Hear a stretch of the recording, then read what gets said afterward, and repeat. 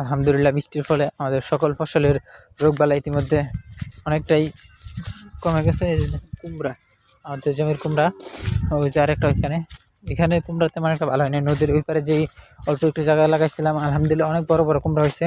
অন্য আরেক ভিডিওতে ইনশাল্লাহ আশা করি দেখবেন। আর ওই যে আমাদের ওইদিকে যে জমিটা, এটা হলো আমাদের নিজ জমি আর কি, বাড়ির একেবারে পাশে। এই জমিতে আমরা বিভিন্ন শাকসবজি ফসল আদি চাষ করে খাওয়ার জন্য। এখানে আমাদের চাচারা মাছ করছিল, তারা ইতিমধ্যে তুলে নিছে আর কি। মাছ এখন যেহেতু পেকে গেছে, মাছের দর এখন মনে হয় আনুমানিক আপনার 4,000 টাকা আর কি, 4,000 বা 4142 মতো পার মন। 40 মনে আমাদের এদিকে 40 কেজি 1 মন হয়। এই যে এখানে আমরা মরিচ চাষ করছিলাম, আলহামদুলিল্লাহ দেখেন বৃষ্টি পাওয়ার পর মরিচের সকল রোগ বালাই কিন্তু ইতিমধ্যে চলে গেছে। আর বেগুন তো দেখেন মাশাআল্লাহ অনেকগুলো বেগুন আছে, অনেক মরিচ। এই যে মরিচ গাছগুলো দেখেন মাশাআল্লাহ কি বড় বড় হয়েছে।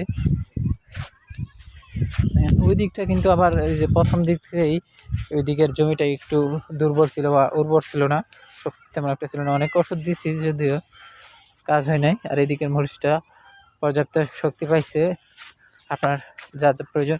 আর এখানে আমরা এই খালি জায়গায় আপনার লোকের ধনিয়া চাষ করছি।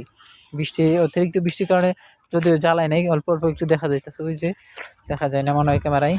আর এইদিকে বাদাম, মাশাআল্লাহ বাদাম দেখেন কি সুন্দর হয়েছে।